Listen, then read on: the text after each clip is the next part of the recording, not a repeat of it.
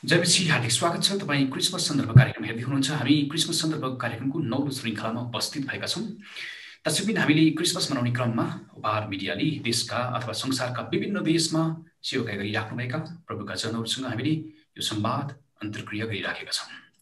Christmas सन्दर्भ पारेर क्रिसमसको सेरफेरमा केन्द्रित रहेर हामीले छलफल गरिराखेका छौँ। क्रिसमस के हो, कसरी मनाउनुपर्छ, यसको बाइबलीय अर्थ के हो, सडकमा बजारमा देखिने क्रिसमस र बाइबलमा भएको क्रिसमसमा के फरक छ, यो मनाउनै पर्छ भन्ने छ अथवा कसरी मनाउने, किन मनाउने, यिनी विषयमा केन्द्रित रहेर विभिन्न चर्चमा सेवाकार्य गरिराख्नुभएका परमेश्वरका जन अथवा पास्टर अगुवाहरूज्यूसँग हामीले यो संवाद गरिराखेका छौँ। यसै क्रममा हामीसँग अहिले भर्चुअल जोडिनु भएको छ रेभरेन्ड पास्टर सुदीप खड्का। उहाँ कम्प्यासन फर एसियाका निर्देशक हुनुहुन्छ।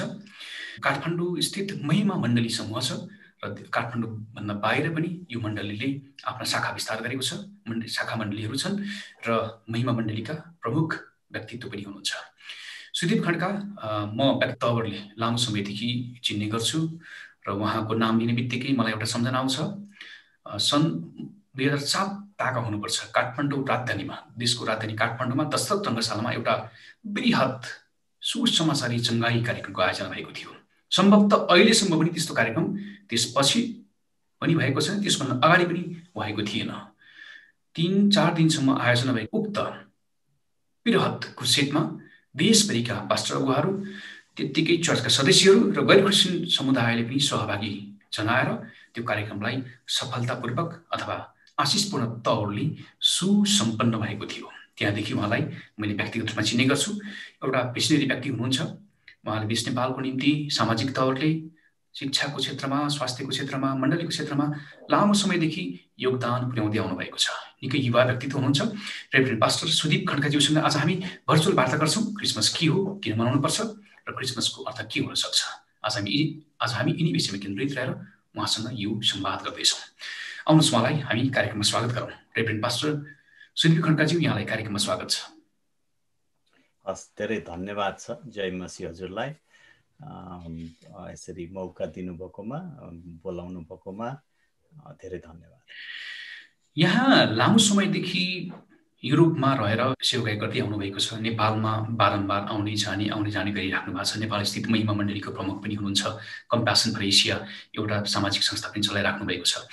वास्तवमा अहिले युरोपतिरको चहल पहल, यतिखेर यहाँलाई यो लामो अनुभव भएको कारण युरोपमा चाहिँ क्रिसमसको चहल पहल कस्तो हुन्छ, यहाँ अनुभवबाट सुरुवात गरौँ। अलिकति यहाँनिर चाहिँ क्लियर गरौँ कि म काठमाडौँमै बसिरहेको थिएँ 2-3 वर्षसम्म, अनि मेरो परिवार युरोपको भएको कारण म छोरीको उपचारको लागि म छोरीलाई लिएर यता नर्वे आएको थिएँ। अनि त्यसै क्रममा अहिले यो कोभिड लागेको कारण म यतै अल्झिएर बसिरहेको छु। अब नर्मली हाम्रो संस्कृति र यहाँको संस्कृति क्रिसमस सम्बन्धी अलिक फरक छ। यहाँ चाहिँ उनीहरू नर्वेमै पनि 24 तारिकमा चाहिँ अथवा पुस 9 गते उनीहरू चाहिँ मण्डलीमा सेवाकार्य गर्छन् र घरमा गएर खाना खान्छन्। तर अब हाम्रो काठमाडौँमा, नेपालमै र इन्डियामा चाहिँ के गर्छौँ हामीहरू भने मण्डलीमा जाने, सङ्गति गर्ने र मण्डलीमै खाना खाने। त्यसले गर्दा अहिलेको यो वर्ष अलिकति माहौल फरक पनि छ। विभिन्न देशमा, विभिन्न पुरै युरोपमा, अमेरिकामा यति बेला चाहिँ यो कोभिड-19 को कारणले परिवारहरू भेटघाट गर्न नमिल्ने र सँगै ठुलो समूहमा मनाउन नमिल्ने भएको कारण मेरो विचारमा यहाँ चाहिँ घरका मान्छे भन्दा 10 जना बढी मात्रै पाहुना बोलाउन मिल्ने, मण्डलीमा पनि 20 अथवा 50 जना भन्दा बढी बोलाउन नमिल्ने। त्यसले गर्दा यो वर्षको क्रिसमस चाहिँ धेरैको लागि डिजिटल क्रिसमस अथवा अनलाइन क्रिसमस नै भएको छ। र जे होस्, बरु हाम्रो नेपालमा हामीहरू भेट्न थालिसकेका छौँ। सङ्गतिहरू सँगसँगै खाना खाने हाम्रो भएको सुरु भएको छ। त्यसले गर्दा अलिकति युरोपको जुन प्रकारको चहल पहल हुनुपर्ने, जुन प्रकारको हुन्थ्यो पहिलाको भन्दा अहिले अलिक कम छ।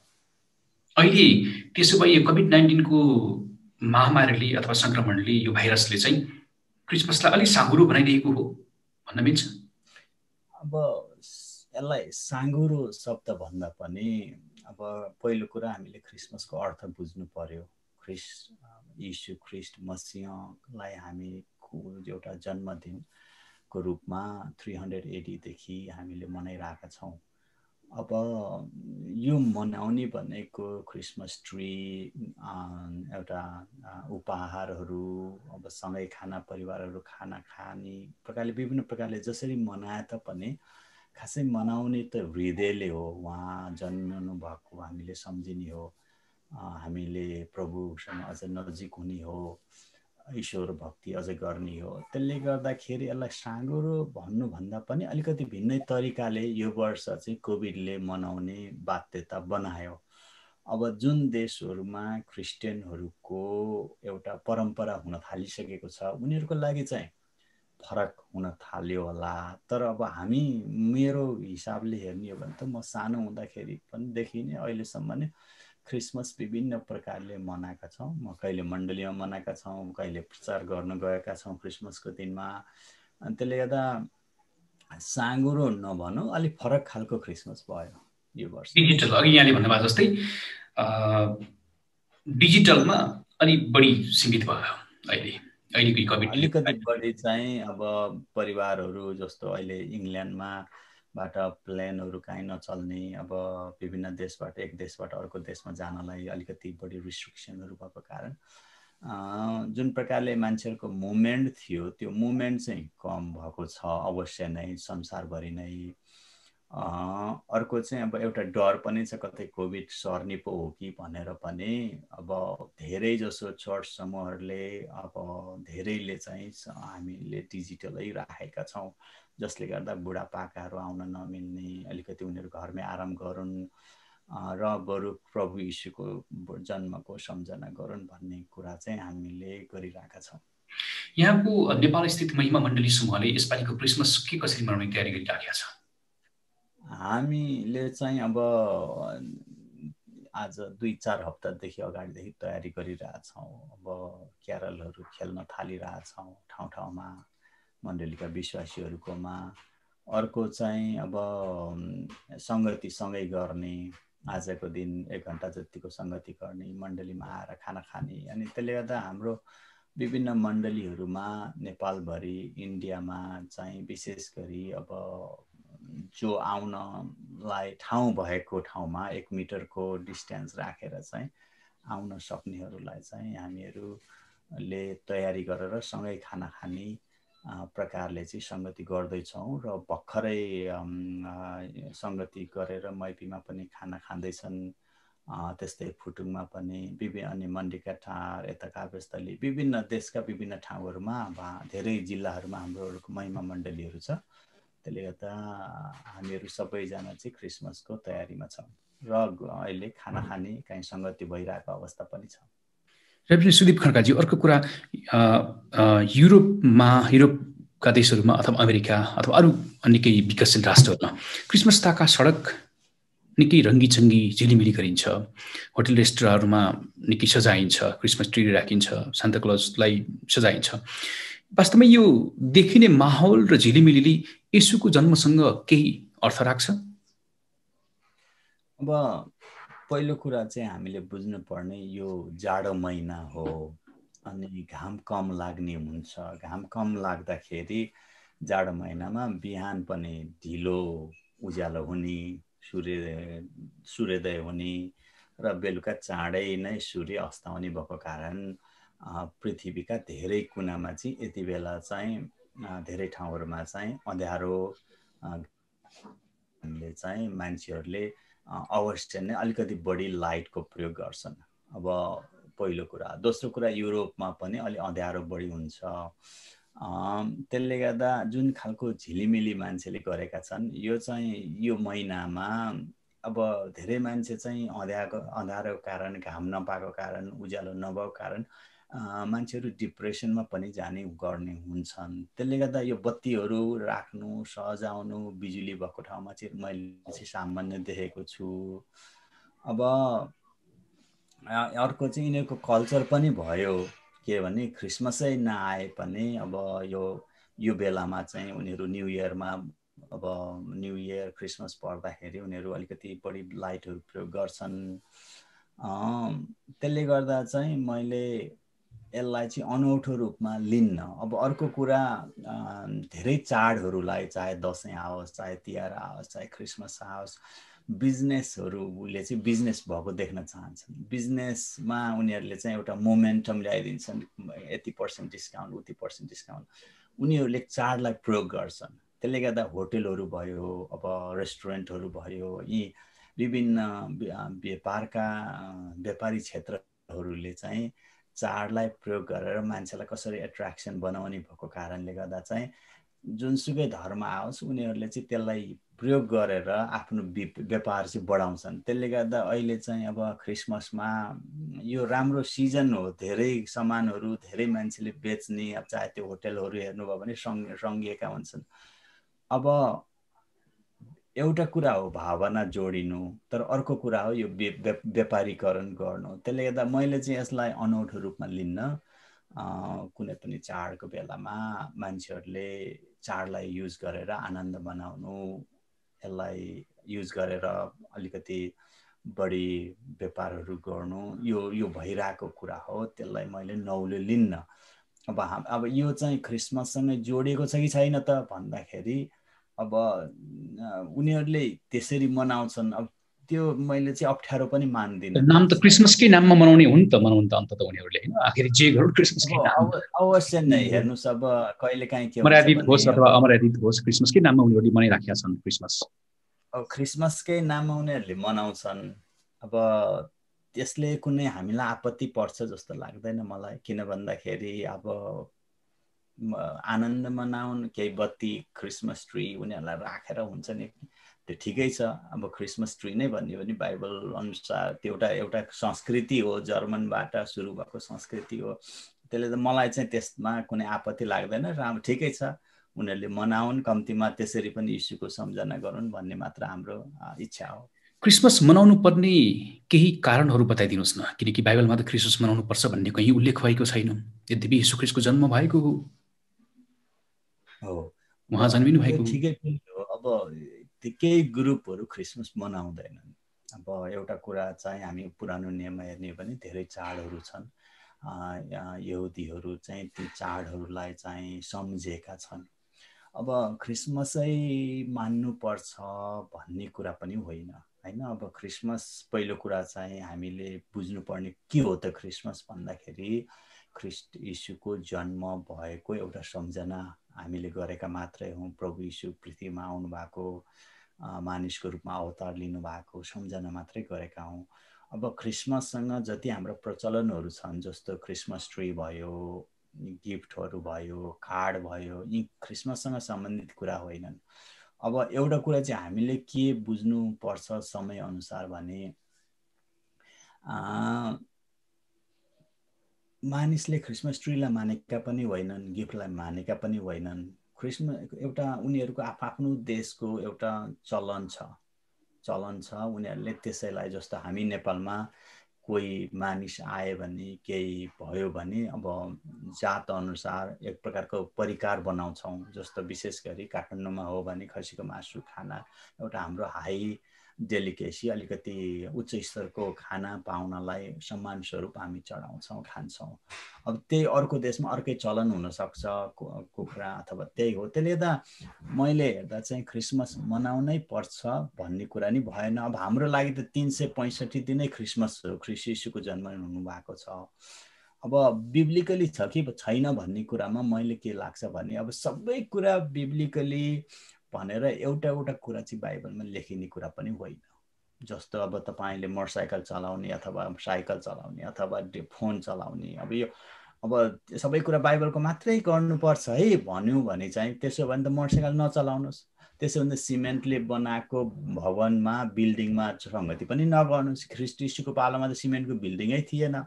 अर्को कुरा, कुर्सीमा पनि नबस्नुहोस्। मान्छे त अब त्यति बेला त परालमा ख्रीष्ट यीशुको जन्म भएको भनेको छ भने चाहिँ भुइँमै बस्नुहोस्।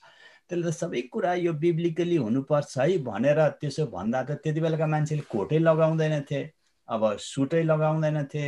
अब अहिले हेर्नुभयो भने समाज परिवर्तनशील छ। सबै कुरा चाहिँ बाइबलमा हुने कुरा पनि त्यो भएकै कुरा मात्रै मान्ने भन्ने कुरा भएन। एउटा कमन कन्सेन्सले प्रभु यीशु ख्रीष्टको जन्म चाहिँ हामीले हेर्दाखेरि सेप्टेम्बरतिर भएको हामी पाउँछौँ। अब एउटा सम्झनाको लागि त्यति बेला चाहिँ जब इम्पेरर ख्रिस्टियन भए, अब सूर्य देवतालाई मानिरहेका थिए, उनीहरूले सूर्य देवताको ठाउँमा के मान्ने त? अब मान्छे त ख्रिस्टियन भए, त्यसको ठाउँमा बरु यीशु ख्रिस्टको जन्म मानौँ, सम्झौँ भन्ने कुरा भयो। त्यसले गर्दा चाहिँ मैले हेर्दा यो क्रिसमस मान्नु चाहिँ बिब्लिकली नै हो, त्यसमा कुनै उ छैन। तर बरु कसरी मान्ने त भन्ने कुरा हो। हामीले 365 दिनै पनि मान्न सक्छौँ, एक दिन पनि मान्न सक्छौँ। प्रभु यीशु जन्मिनु भएको त ऐतिहासिक साँच्ची ठिक छ नि त, एउटा ऐतिहासिक तथ्यहरू छन्, ऐतिहासिक आधारहरू छन्, उहाँको जन्म भएको हो। त्यसले गर्दाखेरि बाइबली आधारमा हेर्ने हो भने पनि प्रभु यीशु ख्रीष्टको जन्ममा त तपाईँले हेर्नुभयो भने पूर्वका 3टा ज्योतिषीहरू आएका छन्, के भन्छ गिफ्ट उपहारहरू लिएर। त्यसले त उहाँको जन्म हामीले सम्झेको राम्रो हो। अब सबै कुरा बाइबलीय अनुसार हुनुपर्छ भन्ने हो भने त पुलपिट पनि नराखौँ, माइक्रोफोन पनि नचलाऊँ। माइक्रोफोन त थिएन त्यति बेला, हैन? त्यसले त अहिले जुन डिजिटल संसार आएको छ, त्यसले गर्दा चाहिँ हामीले मुख्य चाहिँ अर्थ चाहिँ बुझ्नु पर्यो, के को लागि क्रिसमस मनाउँदैछौँ, क्रिसमस के हो त्यो बुझ्यौँ भने क्रिसमस हामीले 365 दिनै मनाउन सक्छौँ। क्रिसमस बिब्लिकली होइन भन्नतिर हामीले जानु आवश्यक देख्दिनँ मैले। प्रभु यीशु ख्रीष्टको जन्म हामीले मनाउनु राम्रो हो। त्यसो भए क्रिसमस मनाउनु किन आवश्यक छ त? यसलाई सुसमाचारको उत्सवको रूपमा लिइराखेका छन् कतिले। सुसमाचार गर्नुपर्छ, आफन्तहरूलाई बोलाउनुपर्छ, हरेक क्रिस्चियनलाई बोलाएर सुसमाचार गर्ने एउटा ठुलो माध्यम पनि हो, अघि पछि बोलाउन अप्ठ्यारो हुन्छ, यो अवसरको रूपमा प्रयोग गर्नुपर्छ भनेर पनि लिइराखेका छन्। अब यो क्रिसमस मनाउनु किन आवश्यक छ भन्नुभन्दा पनि मैले कसैलाई माया गर्छु, मैले कसैलाई चाहिँ वास्ता गर्छु भने त्यो व्यवहारमा देखिन्छ। अब एक प्रकारले हेर्नुभयो भने हामीले हाम्रो मुक्तिदाता प्रभु यीशु ख्रीष्ट जो संसारलाई बचाउन आउनुभयो, उहाँको जन्मको सम्झनामा वर्षमा एक दिन 2 दिन मनन गर्नु कति राम्रो कुरा हो। र अर्को चाहिँ हामीले हाम्रा छिमेकीहरूसँग त्यो सुसमाचार बाँड्नु कति महत्त्वपूर्ण कुरा हो। त्यसले त क्रिसमस चाहिँ एक प्रकारले हेर्ने हो भने सुसमाचारको लागि, हामी आफ्नै लागि पनि त्यो धेरै महत्त्वपूर्ण कुरा हो। प्रभु यीशु ख्रीष्टको जन्मको सम्झना गरेको, बाइबल अध्ययन गरेको, मण्डलीमा बसेर सङ्गति गरेको, त्यो धेरै महत्त्वपूर्ण कुरा हो। अब अर्को चाहिँ हामी सधैँ कामै गरिरहन्छौँ सबैजना, कहिलेकाहीँ यसो ब्रेक लिएर प्रभु यीशु ख्रीष्टको सम्झना, जन्मको सम्झना गरेको धेरै राम्रो। त्यसले त क्रिसमस मान्नै पर्छ भन्ने छैन, तर मेरो सल्लाह के छ भने क्रिसमस चाहिँ महत्त्वपूर्ण दिन हो। प्रभु यीशु ख्रीष्टको सम्झनामा हामी आफ्नै जन्मदिन मनाउनलाई वर्षमा एक दिन समय लिन्छौँ भने प्रभुको जन्मदिन किन नमनाउने र यसलाई एउटा अवसरको रूपमा किन प्रयोग नगर्ने? यसलाई चाहिँ सारा जाति, सारा मानिसहरूलाई सुसमाचार सुनाउनलाई हामीले किन प्रयोग नगर्ने? त्यसले गर्दा मेरो विचारमा किन भन्दा पनि बरु कसरी राम्रो मनाउने भन्नेतिर लागौँ। किन भन्नेतिर चाहिँ हामी विश्वासीले त अवश्य नै क्रिसमस मनाउनु पर्छ जस्तो लाग्छ मलाई चाहिँ। त्यसो भए वास्तवमा चर्चमा के कसरी मनाउँदा यो क्रिसमस अलि मर्यादित र अर्थपूर्ण हुन्छ? अब चर्च भने चाहिँ ठुलो ग्रुप पर्यो। तपाईँले हेर्नुभयो भने अब बुढेसकालमा लागेका मान्छेहरू हुन्छन्, जवानहरू हुन्छन्, बच्चाहरू हुन्छन्। अब मैले हेर्दा चाहिँ मण्डलीमा विभिन्न प्रकारले मान्छेले मनाउनु राम्रो हो। यसलाई सङ्गतिको रूपमा पनि मनाइन्छ। अब बच्चाहरूको बिचमा हामी साना हुँदाखेरि पनि ड्रामाहरू गर्ने ख्रीष्ट यीशुको जन्मको। हामीले यति बेला चाहिँ बच्चाहरूलाई वर्षभरिका सङ्गतिहरूमा, अनुशासनमा, क्विजमा, विभिन्न क्षेत्रमा रेगुलर भएकाहरूलाई उनीहरूलाई पुरस्कृत पनि गर्थ्यौँ हामीले। त्यसले त अब यो ग्रुपसँग तपाईँको जवानको ग्रुप अब छ भने अब जवानहरूकै प्रोग्राम गरेर त्यसले त मण्डलीमा विभिन्न प्रकारले चाहिँ क्रिसमस मनाउँछन्। अब सँगै बसेर खाने, सँगै अथवा छिमेकीलाई बोलाउने अथवा चियापान गर्ने विभिन्न कार्यक्रमहरू जस्तो हामी गर्छौँ। हामीले चाहिँ मण्डलीको कुन ठाउँमा छ, कस्ता मान्छेहरू छन्, अनि हामीले चाहिँ मण्डलीले चाहिँ यो दिनको दिन सङ्गति पनि राख्ने, हामी सबै आउने, हाम्रा मान्छेहरूलाई नि नातेदारलाई नि लिएर आउँछौँ हामीहरू। त्यसले गर्दा हामीले चाहिँ अब हाम्रा परिवारमा कोही विश्वासी छैनन्, क्रिस्चियन छैनन्, उनीहरूलाई पनि बोलाउँछौँ, सँगै खाना खान्छौँ। त्यसले गर्दा मण्डलीले विभिन्न प्रकारले मनाउन सक्छ र मण्डलीले यो बिर्सिनु हुँदैन कि ख्रीष्ट यीशुको जन्म भएको खुसियालीमा हामीले हुनेले त्यही अनुसार मनाउँछौँ, नहुनेले पनि चियापान बिस्कुट दिएर पनि हामीले क्रिसमस कार्यक्रमहरू मनाएका छौँ। हामीले कतिले चाहिँ त्यति बेला चाहिँ कार्डहरू यसो बनाएर छापेर छिमेकीहरूलाई दिएका छौँ, हाम्रा साथीहरूलाई बाँडेका छौँ। अर्को चाहिँ हामीले म्यासेजहरू एक प्रकारले अनलाइनमै राखेर पनि मनाएका छौँ। त्यसले त अब मण्डलीले एउटै तरिका यो नै छ भन्ने कुरा चाहिँ मलाई लाग्दैन। अब ठाउँ अनुसार, समाज अनुसार, हाम्रो मण्डलीको अवस्था अनुसार चाहिँ हामीले के गर्ने, कसरी मनाउँदा राम्रो हुन्छ भनेर चाहिँ हामीले मनाउने हो। मैले हेर्दै थिएँ हाम्रा कति साथीहरूले जस्तो अब जाडो महिना छ, आगो बालेर भए पनि क्रिसमसको सुसमाचार सुनाएको, अनि तताएको, कसैले यो बारबेक्यू गरेको, अथवा कसैले चाहिँ चियापान गरेको, यो विभिन्न प्रकारले चाहिँ क्रिसमस मनाएको चाहिँ हामीले देखेका छौँ। यतिखेर यो कोभिडले सारा संसार दुखी राखेको अवस्थामा यसो मुक्तिदाताको जन्मले के सन्देश दिन्छ भन्नु? एउटा कुरा चाहिँ हामीले बिर्सिनु नहुने कुरा के छ भने, मानिसमा सबै कुराको आविष्कार भए तापनि, हाम्रो जीवन सजिलो बनाए तापनि अहिलेको आधुनिकीकरणले हामीले के रियलाइज गर्नु पर्ने बेला भएको छ भने, जस्तो यो सबै कुरा सजिलो भए तापनि सानो एउटा भाइरसले हाम्रो जीवनलाई लथालिङ्गै बनाएको छ। यति बेला मलाई लाग्छ डक्टरहरूलाई नै एक प्रकारले डक्टरहरू आफै मरिरहेको अवस्था छ, नर्सहरू आफै मरिरहेको अवस्था छ, जसले चाहिँ हामी के भन्छौँ भने डक्टरले त निको पार्न सक्छ भन्ने कुरा। अर्को चाहिँ वैज्ञानिकहरूलाई पनि एउटा चुनौती भइरहेछ हैन। तपाईले हेर्नुभयो भने एउटा सानो भाइरसले प्लेनका त्यत्रा ठुला कम्पनीहरू बन्द गरिरहेछ, देशलाई नै बन्द गरिरहेछ।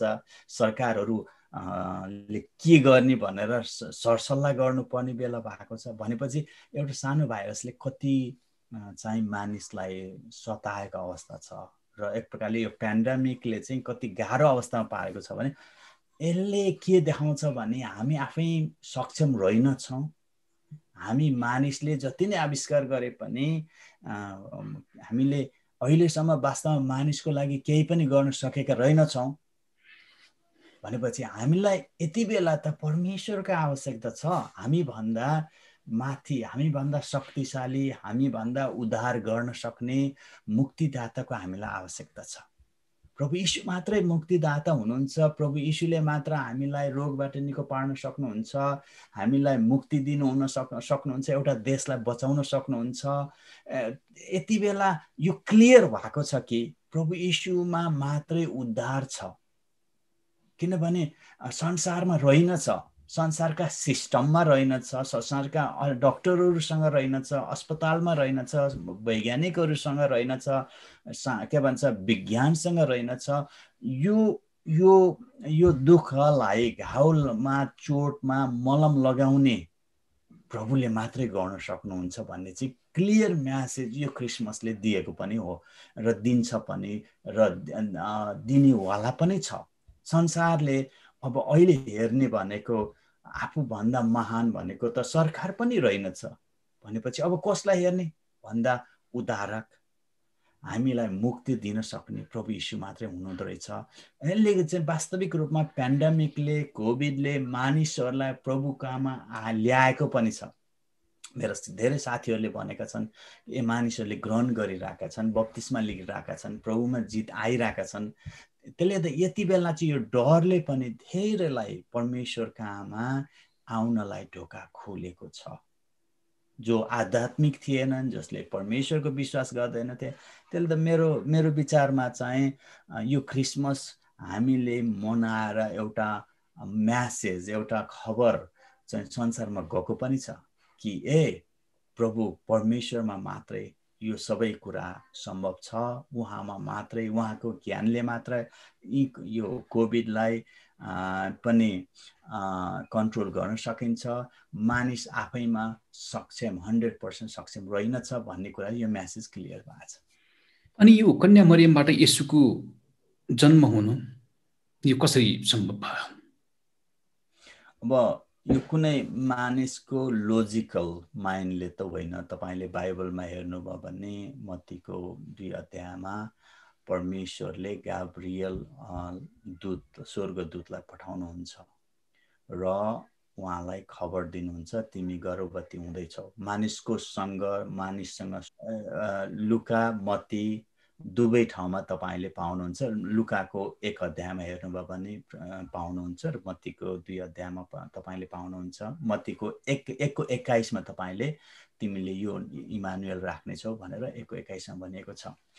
अब परमेश्वर यीशु ख्रीष्टको जन्म जुन चाहिँ हामीले वैज्ञानिक रूपमा पनि पुष्टि गर्न सक्दैनौँ, त्यसै कारण उहाँ प्रभु हुनुहुन्छ जहाँ चाहिँ मानिसको संसर्ग बिना नै उहाँ मरियमको कोखमा जन्मिनु भयो, जसले गर्दा चाहिँ उहाँको जन्म कन्या मरियमद्वारा 700 वर्ष पहिला नै जो भविष्यवाणी गरेको थियो यशाया 7:14 मा, यशाया अगमवक्ताद्वारा, त्यो अनुसार चाहिँ उहाँको जन्म सम्भव भयो। कुनै मानवीय प्रकारले उहाँ जन्मिनु भएको छैन। त्यसले गर्दा नै प्रभु यीशुको जन्मको विषयमा चाहिँ उहाँ पूर्ण सिद्ध परमेश्वरबाट पठाइएको, उहाँ चाहिँ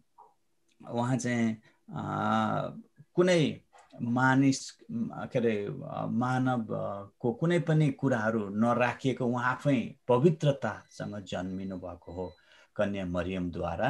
अनि त्यसरी जन्मिनु भएको कारणले चाहिँ उहाँ 100मा 100% परमेश्वर हुनुहुन्छ, जसले गर्दा चाहिँ उहाँको जन्म त्यसरी भएको हो। कुनै मानवीय रूपमा नभएको कारणले गर्दाखेरि कन्या मरियमद्वारा जन्मिनु भएको भनेर बाइबलमा स्पष्ट बताइएको छ।